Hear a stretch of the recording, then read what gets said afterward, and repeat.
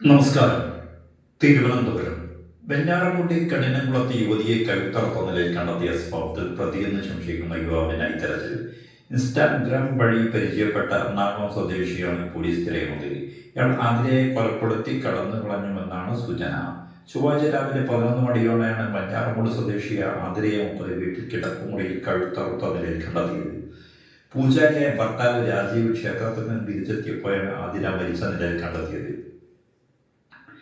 7 വർഷം മുമ്പായിരുന്നു ആതിരയുടെ വിവാഹം. കഴിഞ്ഞ ഏതാനും വർഷമായി കഠിനംകുളത്താണ് ആതിരയും ഭർത്താവും മകനും താമസിച്ചിരുന്നത്.